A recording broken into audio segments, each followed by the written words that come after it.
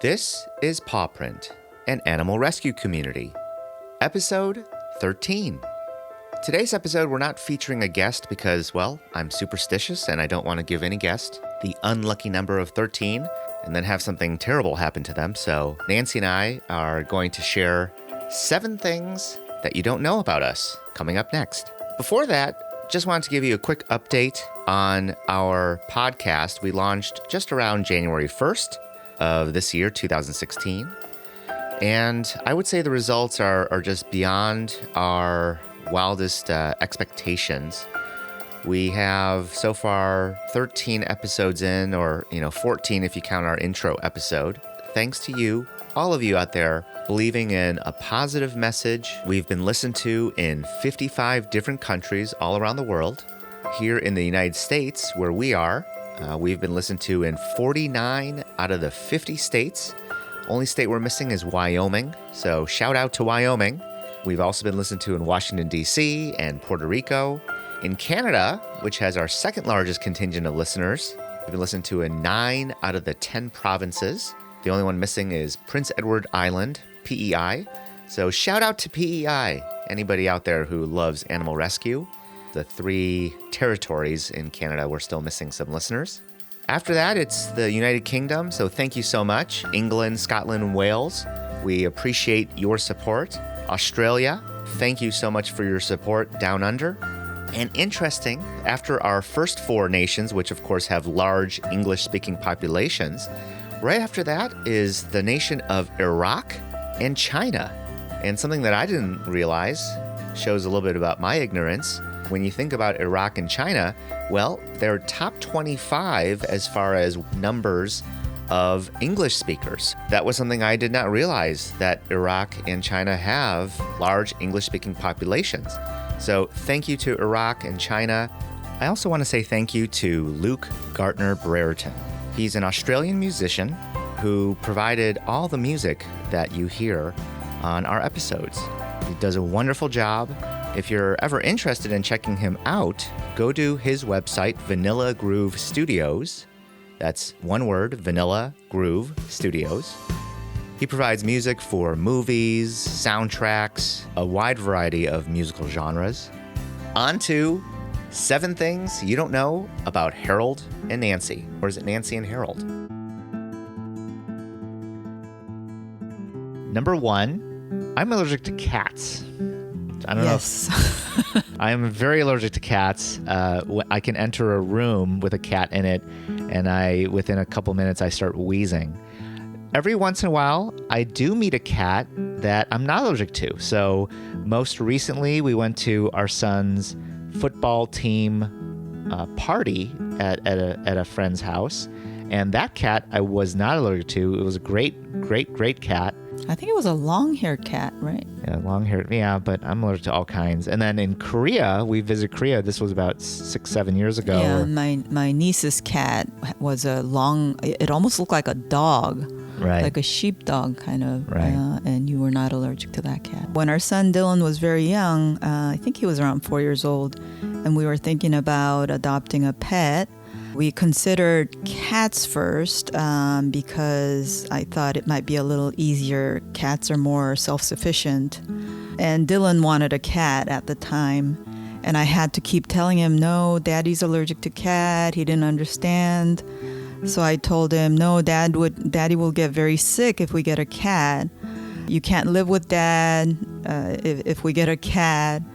So I had to keep telling him this over and over. And Dylan was actually considering getting rid of Dad. Yeah, so one day he said to me, let's take out Daddy and get the cat.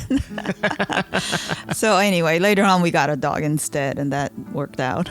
Maybe Dylan will one day get a cat, but we'll see. Number 2. I'm trilingual. I was born in South Korea, born and raised there in my childhood, so I speak Korean. And then just before I started kindergarten, my family moved to Tokyo, Japan. My father was a diplomat. I speak Japanese, and I attended international school in Japan when I started elementary school, so I learned English. Number 3, I run half marathons. I'm not going to say I run fast, but I do run half marathons. And we have one person to thank. Her name is Vicki DeMenno. She's a friend of ours from a previous career or previous job. And she herself is a terrific runner. She runs plenty of long distance events.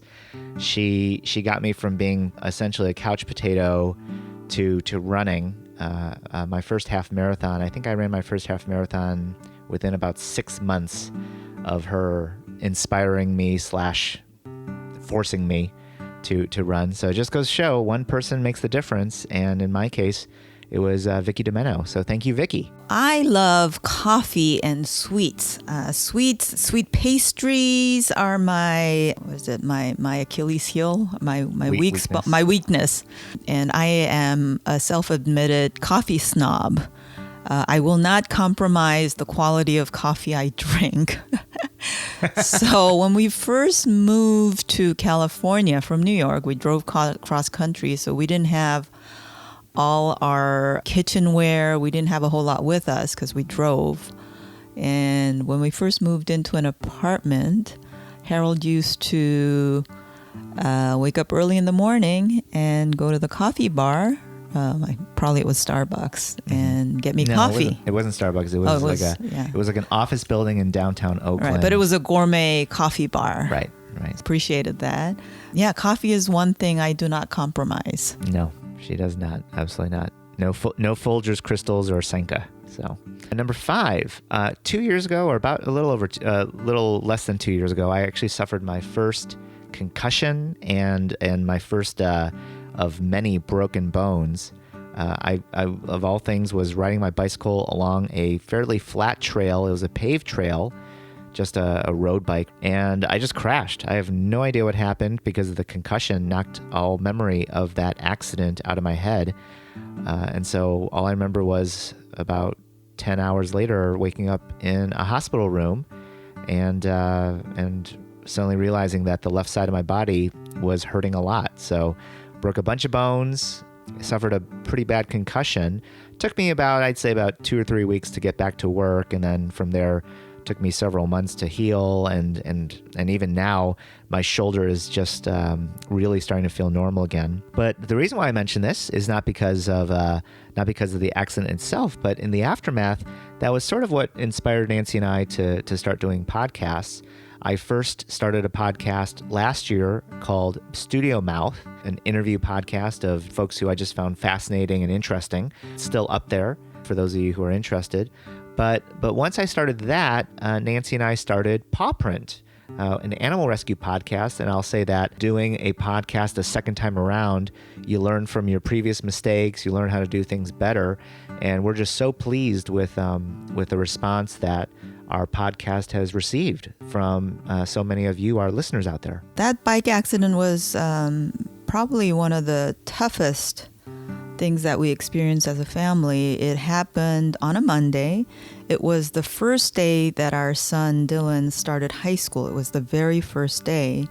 And when I picked him up from school on his first day of high school, I had to tell him, we're driving straight to the hospital because your dad was in a bike accident. And this was after a summer of Dylan starting. That was the very first year that Dylan started playing football. Harold had this concussion. This was 2 years ago, and there was a lot of talk about football causing concussions. It was just a lot to deal with. The fact that our son was playing football and, it might cause a concussion in him. And every parent who has a son playing football has to deal with that issue.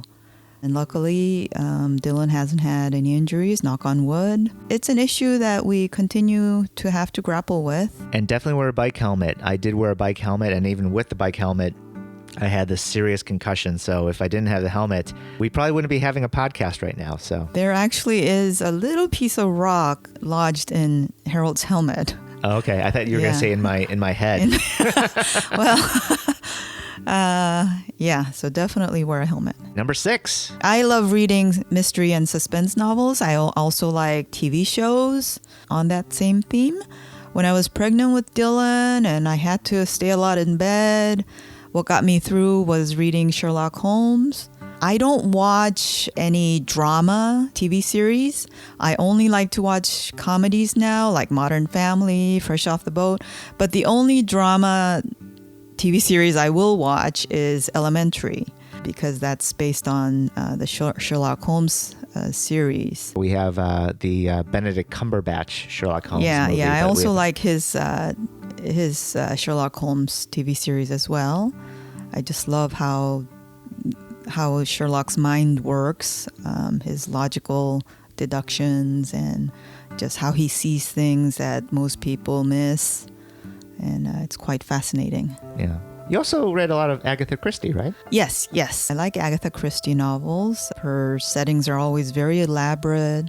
Usually the characters are very wealthy, and then some are not. So there's class tensions, and the detectives seem very unassuming at times, like Miss Marple, but then they see far more than you think they do. And then last but not least, number 7, Nancy likes word games.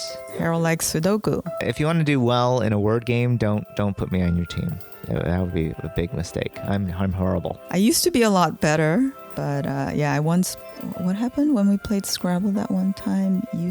One time we played Scrabble, my very first word was, I used up all the tiles and I got a triple word, and I still lost. That was a long time ago. I'm not that sharp anymore, but I do enjoy word games. I just discovered a new word game, an app. The game is called Stop. It's very much like categories. So there's different categories. You spin a wheel, choose a letter, or the letter is randomly selected for you, and then you have to answer words that start with that letter in that category. And I've been playing that since yesterday. Thanks for listening to our episode. If you want to see a written recap of today's episode, go to our show notes at thisispawprint.com/13. That's the number 13. If you want to listen to more episodes, you can go to our iTunes page or our SoundCloud page. Those are the two most popular ways. That's thisispawprint.com/iTunes or thisispawprint.com/SoundCloud. You can find us on Instagram, Twitter, Facebook. Look for This Is Pawprint, all one word. And finally, just want to say thank you for your passion. Thank you for your enthusiasm. You inspire Nancy and myself. And we're excited to bring you more great episodes in the coming weeks and months. Thanks for spreading a positive message of love and peace by saving an animal. Have a great day, everyone. See you next time on Pawprint. Pawprint is a production of EVER Education. You can't handle the truth. Woohoo!